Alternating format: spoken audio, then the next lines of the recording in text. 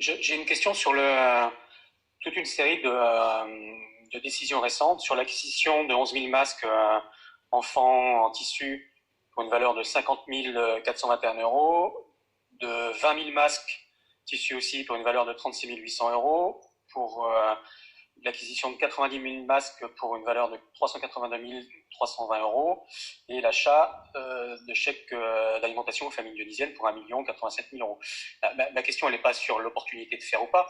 Ma question, c'est sur le fait que c'est aussi tardif, puisque les décisions du maire sont datées, celle-là du 13 mai, c'est-à-dire 2 jours après le déconfinement, sachant que, j'ai regardé les dates, Macron, il annonce le déconfinement le 13 avril. C'est-à-dire un mois avant, en fait, que les bons de commande soient signés. Et on savait depuis très longtemps que ce qu'a dit le gouvernement en début de confinement sur les masques était un mensonge. C'est-à-dire que pendant effectivement 15 jours, au moins 15 jours, peut-être 3 semaines, ils ont raconté que les masques étaient inutiles. Cela dit, tous ceux qui sortaient, qui allaient au contact de publics fragiles et qui s'exposaient savaient que c'était utile et se procuraient des masques de bricolage, de tissus par des réseaux divers et associatifs et variés. Donc on savait depuis longtemps que de toute façon, les masques étaient utiles et qu'il en faudrait. Donc je ne comprends pas que ça soit aussi tardif, y compris, je pense qu'il y a un vrai problème de stratégie sur les masques, et ce qui explique qu'on est encore à la distribution des masques 15 jours après le déconfinement, puisqu'il y en avait encore aujourd'hui, je crois qu'il y en a encore demain, c'est-à-dire 15 jours après que les gens prennent le métro, retournent dans la rue, retournent dans les commerces beaucoup plus massivement. Enfin, on voit bien dans les rues qu'aujourd'hui les citoyens, nos concitoyens sortent. Donc c'est extrêmement tardif pour des sommes importantes que je ne conteste pas, il fallait le faire. Mais bon sang, pourquoi avoir autant tardé ?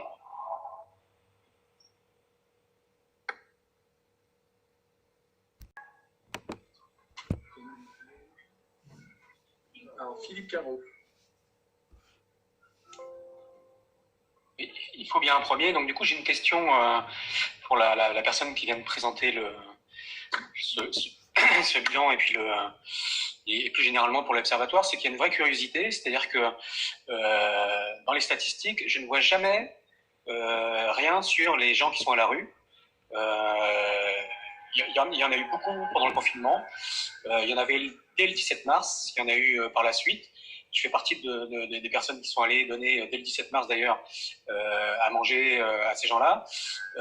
Et officiellement, c'est pas nouveau, hein, mais officiellement, jamais personne n'est malade, jamais personne ne meurt sur les campements, par exemple, le long du canal Saint-Denis. Voilà. Donc du coup, il y a une vraie curiosité pour comprendre pourquoi. Il m'est arrivé de discuter avec des journalistes, les inviter à enquêter là-dessus, puisque normalement, on doit pouvoir trouver des statistiques là-dessus, enfin des éléments auprès de la préfecture, auprès des hôpitaux.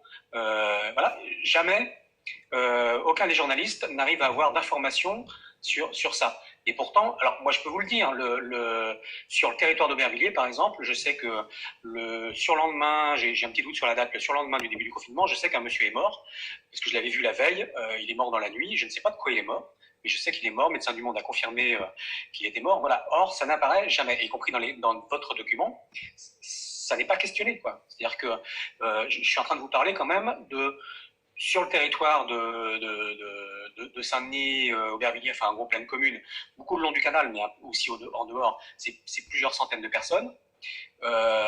Si on élargit à la Seine-Saint-Denis, on est probablement autour de plus de 1000 personnes et peut-être plusieurs milliers. Et si on est sur le nord parisien, et alors encore plus sur Paris et sa banlieue, on est sur plusieurs milliers de personnes.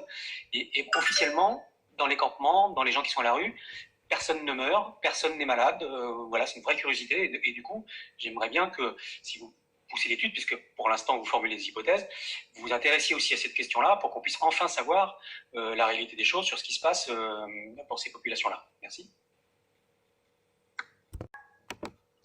Voilà. Alors, Philippe Carreau, puis après on pourra redonner la parole à Madame Grémy. Juste pour Madame Grémy, je n'ai aucun doute sur le fait que des gens ont été malades et meurent parmi les gens à la rue. D'abord, je vous remercie quand même les uns et les autres de cette étude. J'ai bien compris qu'il s'agissait d'hypothèses, que vous formulez des hypothèses sur lesquelles vous allez continuer à travailler. Mais justement, c'est pour ça que je voulais soulever cette question-là des gens sans abri, parce que, je vous dis, moi j'ai vu des personnes malades, j'ai vu des morts, simplement, c'est pas inhabituel, c'était déjà le cas avant, c'est encore le cas maintenant après le déconfinement, on en verra encore, sauf qu'il n'y a jamais de statistiques là-dessus. Et pourquoi je dis ça, pourquoi c'est important et pourquoi pour moi c'est important de travailler là-dessus, c'est que si on ne prend pas la mesure de ça, on ne travaille pas ensuite sur les mesures à prendre éventuellement radicales dans des situations comme celles qu'on vient de vivre. C'est-à-dire que pendant que un mois, enfin tout le temps qu'a duré le confinement, on adressait des messages où on disait aux gens il faut se confiner, il faut rester chez soi, il faut se laver les mains, il faut mettre des masques, il faut éviter la promiscuité. Ce qui se passait dans la rue, et notamment sur les campements, notamment avec les personnes migrantes dans la rue, c'est exactement l'inverse. Et du coup, si on ne prend pas la mesure de ça et qu'on ne mesure pas ce que ça a donné en termes de résultats de santé, et de malades et de morts, moi je vous le dis, j'ai vu à l'aéroport de Roissy des gens malades emmenés par des personnels soignants. Sur le canal Saint-Denis, je sais qu'il y en a eu aussi, y compris il y a des signalements de Médecins du Monde à l'ARS.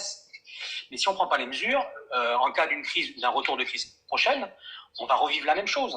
C'est-à-dire une situation où des milliers de personnes restent dans les rues, alors qu'à Paris, il y a 84 000 chambres d'hôtel qui sont restées vides.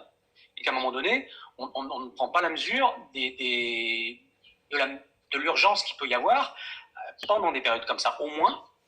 Pour moi, ce serait même plus durablement comme ça, mais au moins pendant des périodes comme ça, à réagir avec force. Et ça n'a pas été le cas pendant le confinement. Et du coup, je vous le dis, j'aimerais trouver des statistiques là-dessus. Je n'en trouve jamais. Après, moi, je sais, c'est mon expérience, je sais qu'il y a des gens qui sont malades, qui sont morts. Parce que de toute façon, y compris le fait de ne trouver aucune statistique, c'est en soi une information. Statistiquement, c'est pas possible. Des gens qui sont à la rue, qui se nourrissent mal, qui sont éventuellement victimes d'autres maladies, qui sont affaiblis, dans les organismes qui sont affaiblis, qui sont confinés les uns sur les autres, qu'on vient de me dire aujourd'hui qu'ils ne sont pas malades, ils ne meurent pas, alors que tout le message nationalement a été l'inverse, c'est impossible. Mais du coup, ma demande, c'est plus un encouragement, s'il vous plaît, travaillez là-dessus, étayez. Enfin, je trouve que le travail que vous avez fait est très intéressant. Je vais le dire avec des guillemets et sans du tout aspect péjoratif. Quelque part, on n'est pas très surpris, quoi. Mais juste, c'est bien sur des choses qu'on sait être comme ça, d'avoir des chiffres qui étayent ce qu'on pense. Et du coup, ce qu'amène votre étude, c'est ça. C'est que ça étaye des choses, malheureusement, qu'on sait. Voilà. Et je vous le dis, moi, je sais que des gens sont malades, des gens meurent dans la rue. Juste amener des choses objectives qui étayent ça, c'est hyper utile, y compris s'il doit se reproduire des épisodes comme ça à l'avenir. Donc, merci.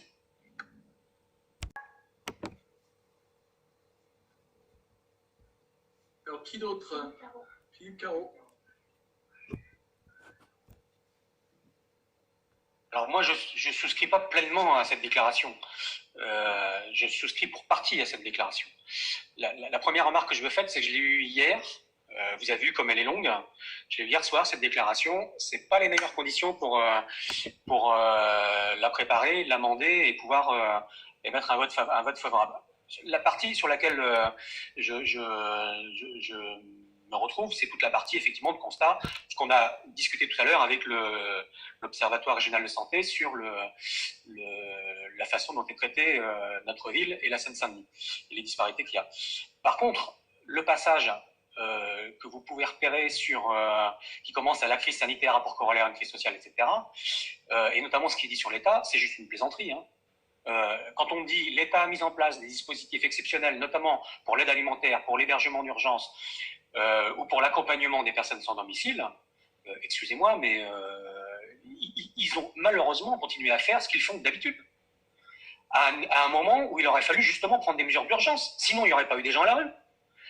Les préfets, les maires aussi, mais les préfets ont un pouvoir de réquisition. Aucun n'a réquisitionné des chambres d'hôtel. Elles ont toutes été vides. Il y en a 84 000 à Paris, il y en a 1400 à Saint-Denis, il y en a 400 ou 500 à Aubervilliers, il y en a 5000 à Roissy. Et il y a eu des centaines et des milliers de personnes à la rue pendant cette période-là. Les mesures d'hébergement d'urgence, c'est ce qu'ils font d'habitude. Ils appellent ça des maraudes. Je suis allé en faire assister à une, le 17 avril, porte de la Villette. Ils ont prévenu personne. Ils voulaient évacuer manifestement le campement de Rome qui était à Porte de la Villette. Par le bouche à oreille, il y a eu des centaines de personnes qui sont venues. Ils ont embarqué 200 personnes. qui, elles, ont été emmenées vers des hôtels, mais comme ils font d'habitude. Et 60 sont repartis à pied, se remettent à la rue, notamment sur le canal Saint-Denis, y compris des gens qu'on connaissait. Voilà, ça a été ça l'action de l'État. Sur l'aide alimentaire, si autant de personnes sont sorties, et notamment moi et d'autres, dès le premier jour, alors qu'effectivement on n'est pas des inconscients, on s'est mis en danger, nous aussi on le sait, c'est parce que les pouvoirs publics étaient défaillants. Donc venir me dire aujourd'hui l'action, l'État a mis en place des dispositifs exceptionnels, notamment pour l'aide alimentaire, c'est juste une plaisanterie. Et appeler du coup à un grand plan de la lutte de la pauvreté qui, et là on dit, devrait s'appuyer aussi sur celles et ceux qui sont au plus près des familles, des acteurs associatifs. Mais bon sang, la plupart des acteurs associatifs demandent au pouvoir public de prendre leurs responsabilités et de ne plus avoir à faire ça.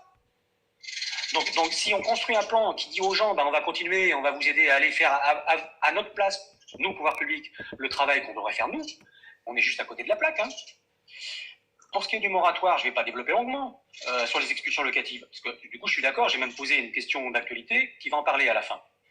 Sauf que on ne peut pas dire, comme on le dit plus haut dans le texte, qu'on a demandé des choses, on attendait, y compris du rapport parlementaire, que des actions soient prises, qu'elles n'ont pas été prises, et dire, ça serait bien que l'État prenne un moratoire, et puis on va attendre. Non, il faut le prendre, ce moratoire. Il faut faire un arrêté sur le moratoire, y compris mener les luttes qu'il faut pour que cet arrêté soit aussi pris par d'autres villes, par d'autres territoires, et soit aussi imposé à l'État,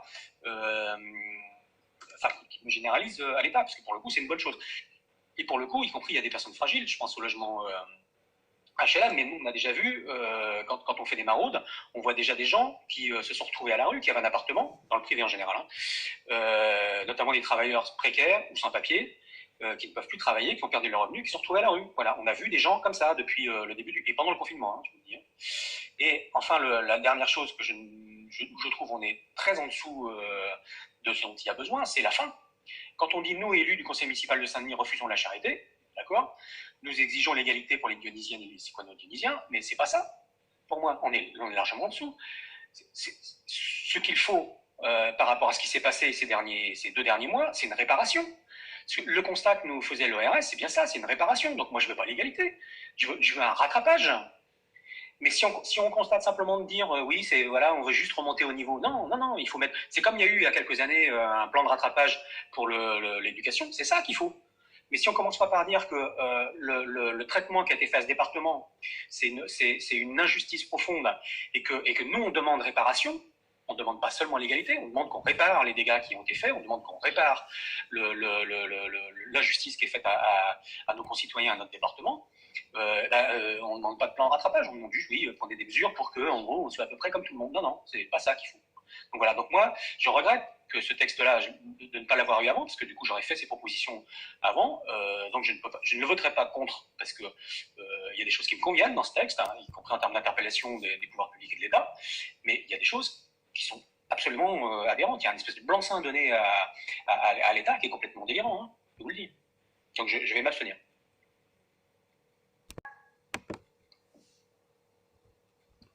Donc Philippe Caro.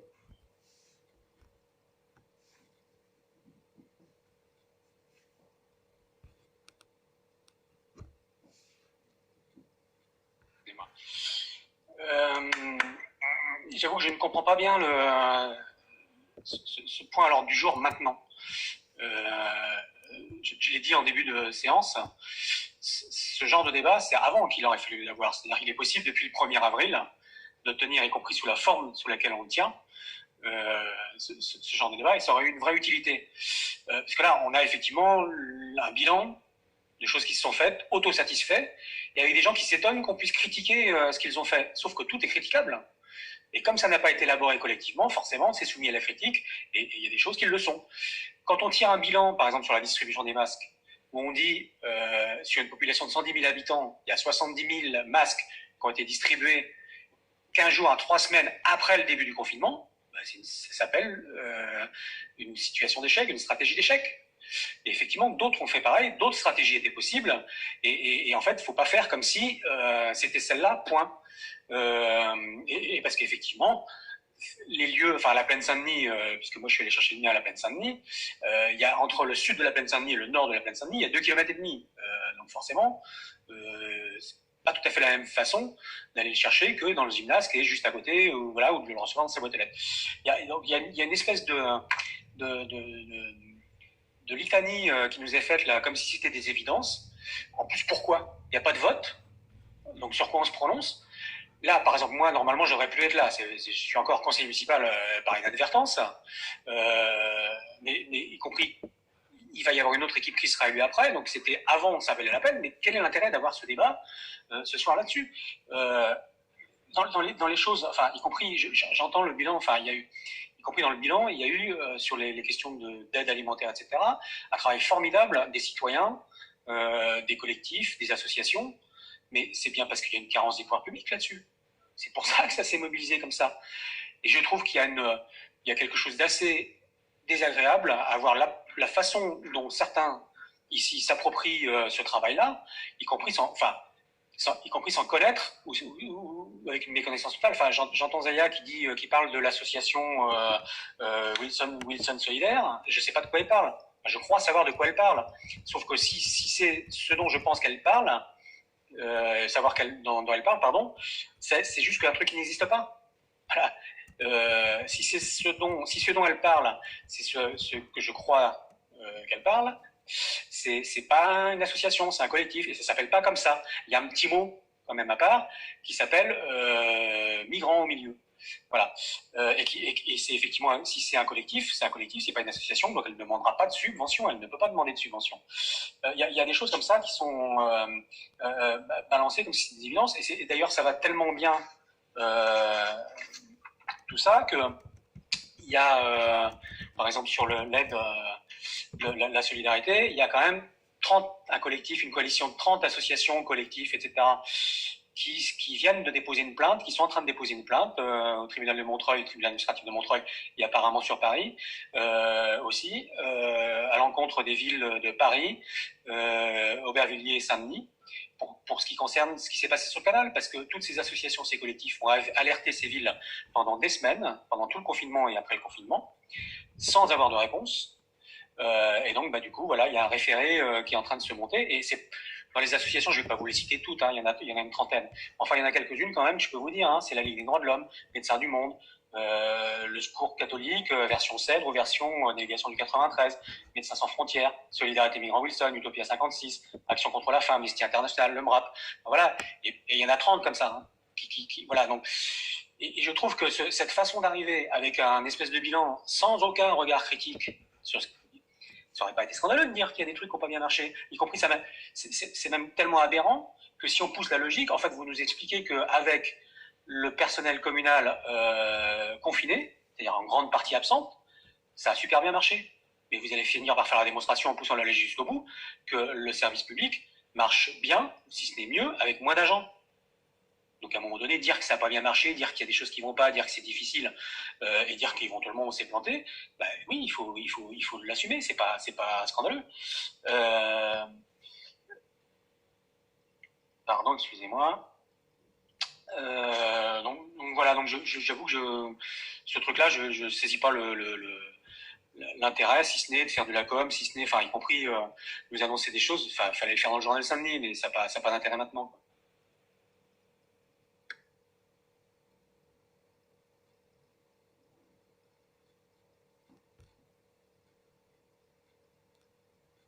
Merci.